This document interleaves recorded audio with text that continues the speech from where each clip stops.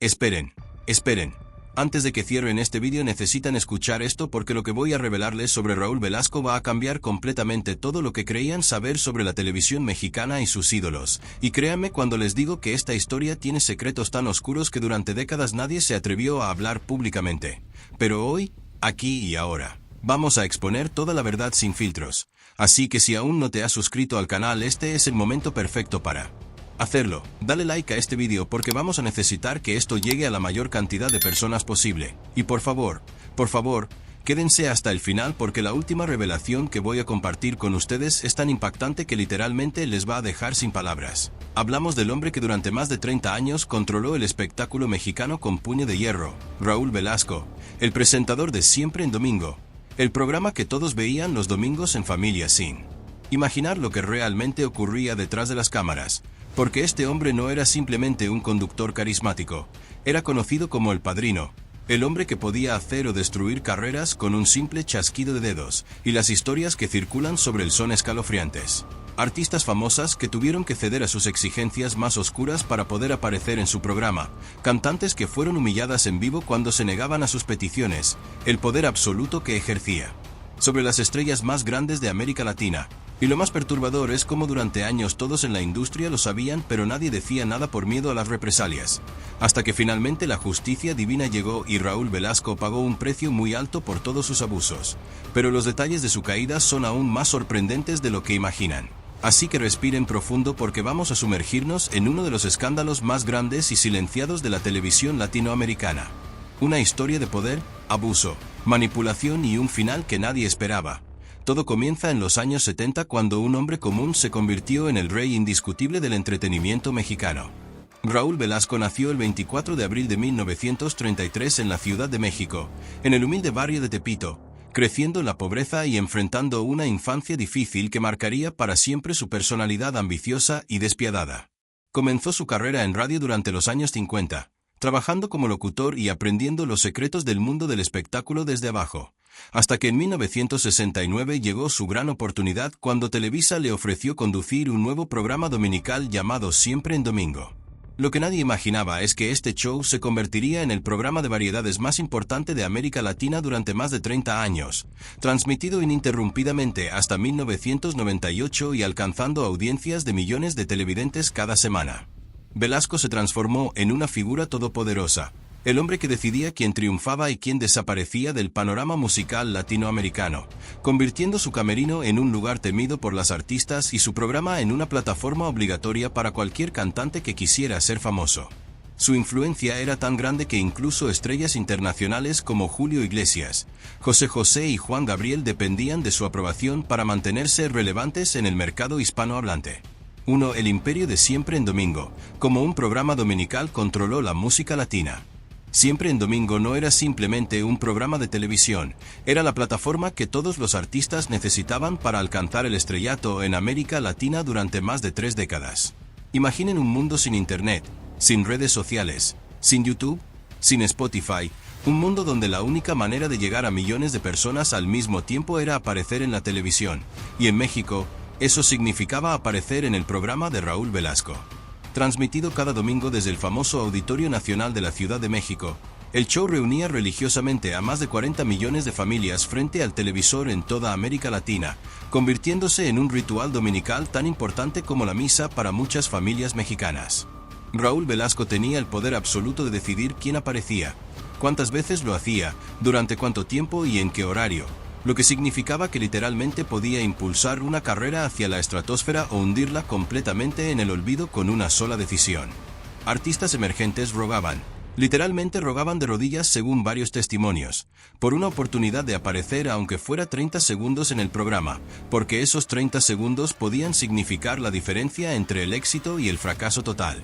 Mientras tanto, las grandes estrellas internacionales como Julio Iglesias, Rafael, Rocío Dúrcal y hasta artistas brasileños como Roberto Carlos consideraban su invitación como un honor imprescindible y una validación de su estatus en el mercado hispano. El formato del show era absolutamente brillante para su época. Mezclaba música en vivo con bandas completas, entrevistas íntimas con las estrellas, concursos con el público que regalaba premios costosos, sketches cómicos con actores famosos, y segmentos de variedades que incluían desde acróbatas hasta magos. creando un espectáculo de 4 horas completas que mantenía a las audiencias completamente cautivadas desde las 2 de la tarde hasta las 6 de la tarde cada domingo. Pero detrás de esa fachada familiar, colorida y entretenida que las familias veían en sus pantallas, se escondía un sistema oscuro de favores, intimidación, manipulación psicológica y control absoluto que Velasco manejaba con mano de hierro desde su camerino privado, un lugar que muchos artistas describieron posteriormente como una cámara de tortura emocional.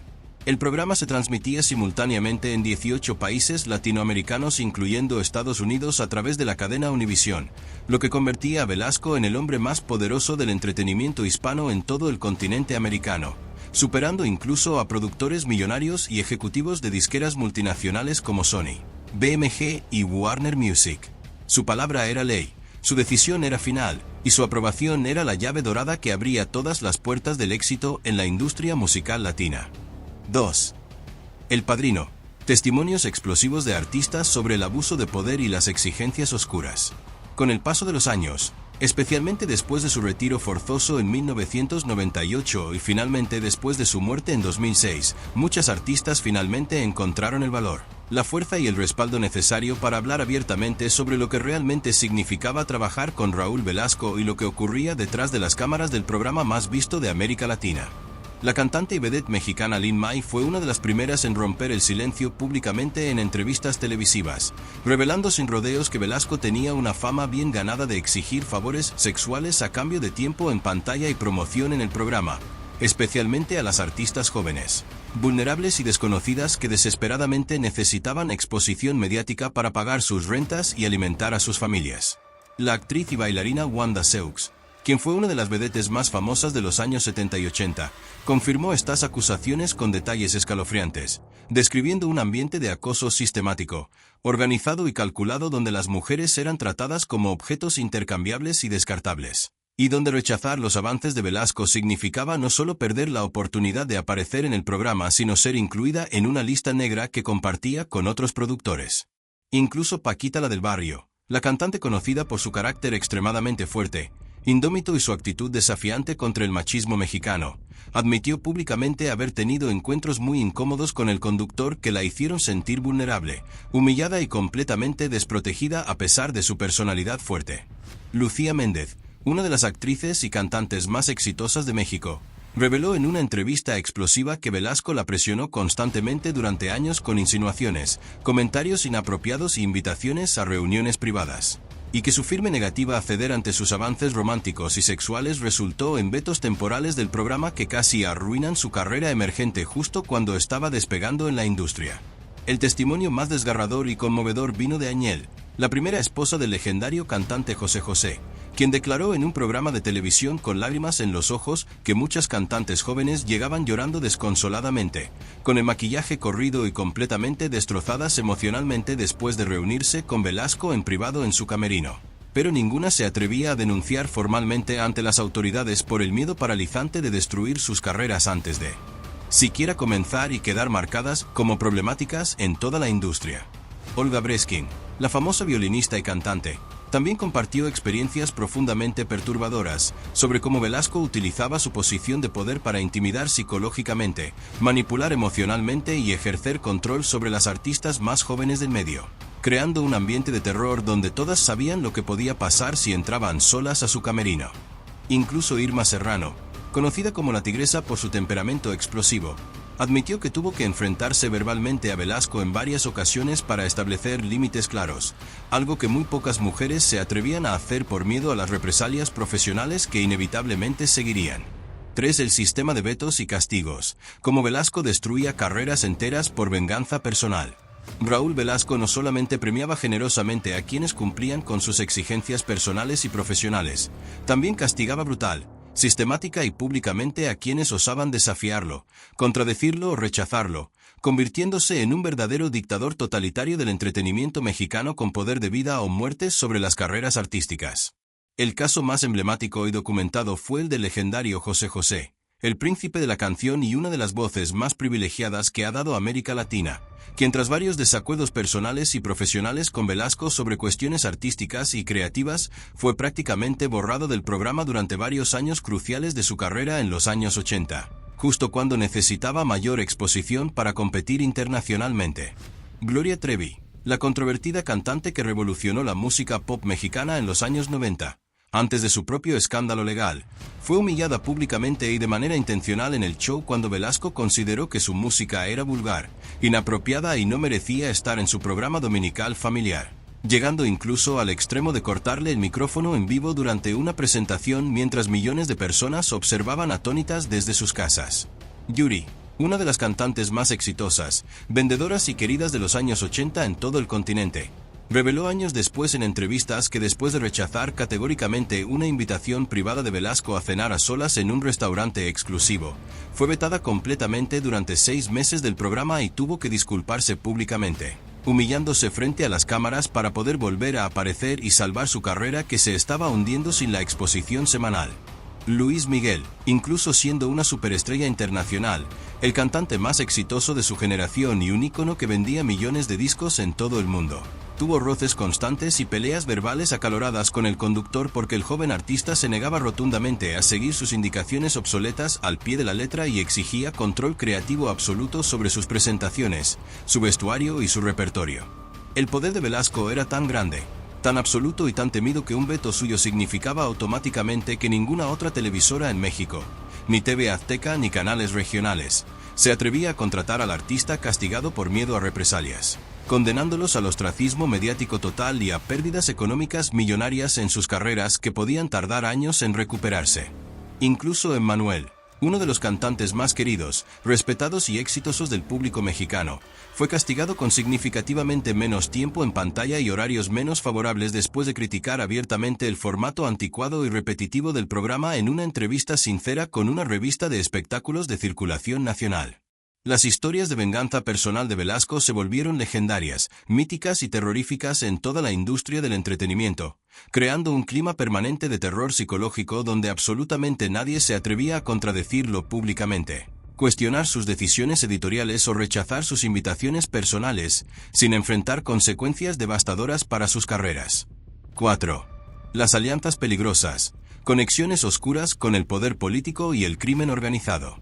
Lo que hacía a Raúl Velasco verdaderamente intocable, invencible e inmune a cualquier consecuencia legal no era solamente su enorme popularidad televisiva o sus altos ratings, sino sus conexiones profundas y documentadas con las esferas más altas del poder político mexicano y con figuras extremadamente peligrosas del submundo criminal organizado. Durante décadas completas mantuvo relaciones personales cercanas, amistades documentadas fotográficamente y vínculos políticos con varios presidentes consecutivos de México, incluyendo a Luis Echeverría Álvarez, José López Portillo y Carlos Salinas de Gortari, quienes veían estratégicamente en Siempre en Domingo una herramienta perfecta de distracción masiva, control social efectivo y manipulación de la opinión pública que mantenía a la población entretenida, narcotizada y distraída con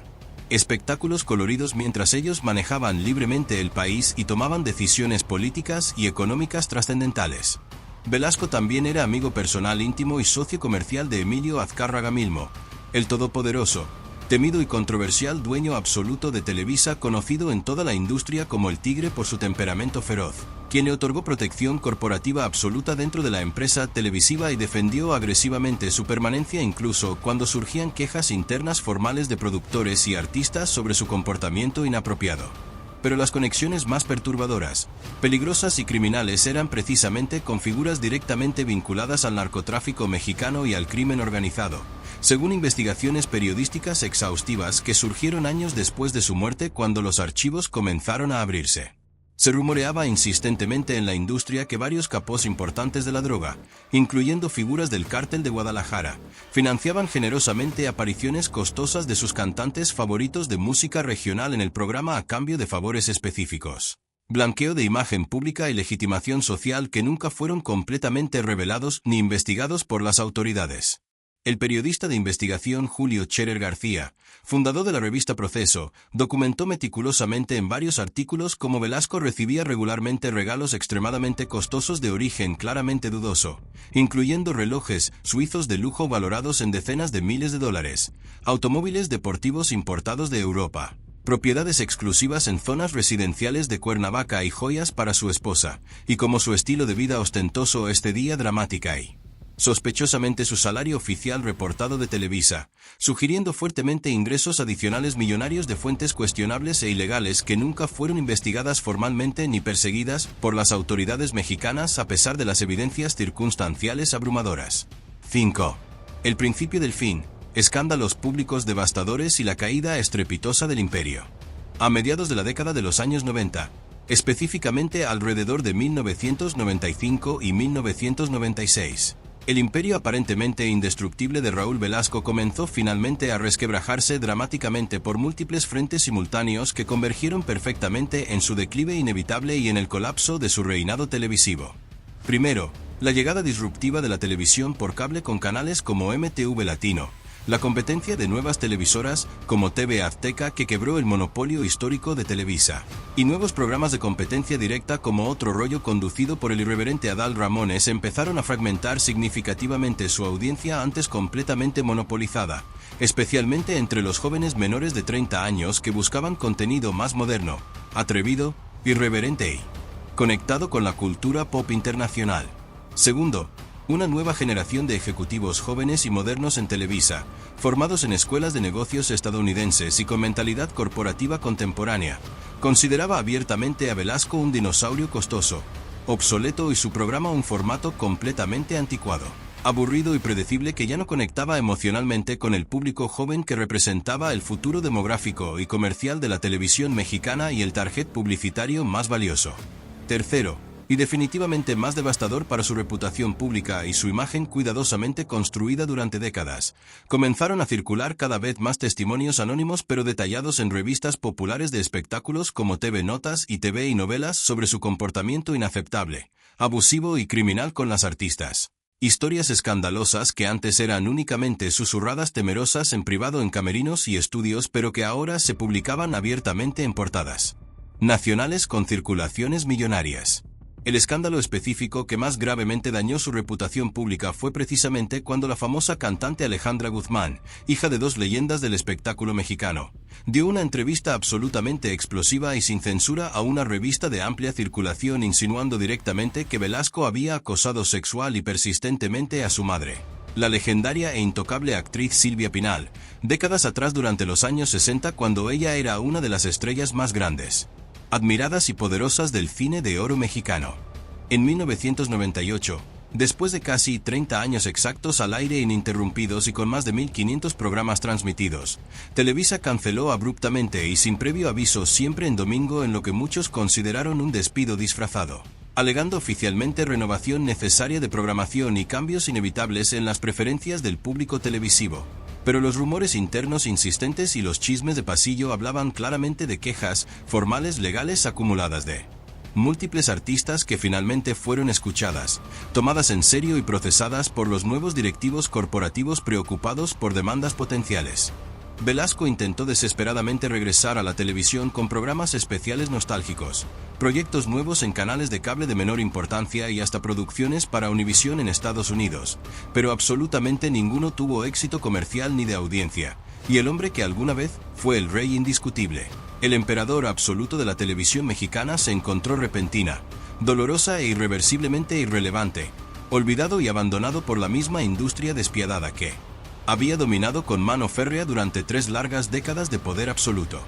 6. El precio final, enfermedad terminal, aislamiento doloroso y un legado permanentemente manchado. Los últimos años de la vida de Raúl Velasco fueron un descenso dramático, doloroso y casi cinematográfico hacia la tragedia personal más absoluta que muchos observadores, periodistas y víctimas interpretaron como una forma de justicia poética divina o karma inevitable por sus décadas de abusos. En 2006 le diagnosticaron cáncer de pulmón en etapa 4 avanzada, una enfermedad terminal extremadamente agresiva que lo fue consumiendo literal y lentamente de manera dolorosa durante los siguientes meses mientras él observaba impotente como su cuerpo antes vigoroso se deterioraba rápidamente hasta convertirse en una sombra frágil de lo que había sido. Paralelamente y casi simultáneamente, su esposa Gigi, quien había sido su compañera leal durante más de 4 décadas de matrimonio y conocía absolutamente todos sus secretos más oscuros, íntimos y comprometedores, también enfermó gravemente con problemas cardíacos, dejándolo prácticamente solo. aislado y abandonado en su enorme mansión vacía de Cuernavaca, rodeado únicamente de empleados domésticos pagados que no sentían ningún afecto real por él. Los colegas, productores y ejecutivos, que alguna vez lo adulaban servilmente por miedo calculado a sus represalias, ahora lo evitaban completamente, no respondían sus llamadas telefónicas y rechazaban sus invitaciones a reuniones, y las artistas que él había ayudado a construir profesionalmente, impulsar comercialmente y convertir en estrellas millonarias, guardaban un silencio absoluto y revelador cuando periodistas mencionaban su nombre en entrevistas o conferencias de prensa. Durante este periodo final oscuro, más testimonios detallados comenzaron a surgir públicamente en programas de televisión de chismes, revistas de investigación y hasta en libros biográficos, manchando definitiva e irreversiblemente su legado histórico en la industria. El 26 de noviembre de 2006, exactamente 2 semanas después de cumplir 73 años, Raúl Velasco murió en un hospital privado de la Ciudad de México rodeado únicamente de personal médico. Y aunque su funeral fue cubierto obligatoriamente por los medios nacionales por su importancia histórica, la asistencia real fue notablemente escasa, casi vergonzosa comparada con el enorme poder intimidante que alguna vez ejerció sobre toda la industria durante décadas. Su muerte generó reacciones profunda y públicamente divididas en todo el mundo del espectáculo latinoamericano. Algunos nostálgicos lo recordaban sentimentalmente como el gran impulsor visionario de la música latina que dio oportunidades invaluables a cientos de artistas y creó un fenómeno cultural sin precedentes en la historia televisiva. Mientras otros celebraban silenciosa pero genuinamente el fin definitivo de una era oscura de abuso sistemático, acoso sexual institucionalizado y terror profesional calculado. Hoy, casi 2 décadas completas después de su muerte física, el debate continúa intensamente y sin resolución sobre cómo exactamente debemos recordar histórica y éticamente a Raúl Velasco. Si como el visionario conductor carismático que llevó la música latinoamericana a millones de hogares humildes y creó un fenómeno cultural sin precedentes que unió a todo un continente, o como el depredador calculado que usó cínicamente su poder institucional para explotar sistemáticamente y abusar sexualmente de artistas vulnerables, jóvenes e indefensas que dependían completamente de él para sobrevivir económicamente en la despiadada, competitiva y sin misericordia industria del espectáculo mexicano y latinoamericano. Y así termina la historia del hombre más poderoso de la televisión mexicana, un imperio construido sobre el talento de otros pero manchado para siempre por el abuso y la manipulación. Si este vídeo te impactó tanto como prometimos al inicio, no olvides dejar tu like, suscribirte al canal y activar la campanita para más historias impactantes del mundo del espectáculo. Déjanos en los comentarios qué opinas sobre el legado de Raúl Velasco. ¿Merece ser recordado como un visionario o como un abusador? Tu opinión es importante. Comparte este vídeo para que más personas conozcan la verdad oculta detrás de Siempre en Domingo. Nos vemos en el próximo vídeo con más secretos oscuros de la farándula. Hasta pronto.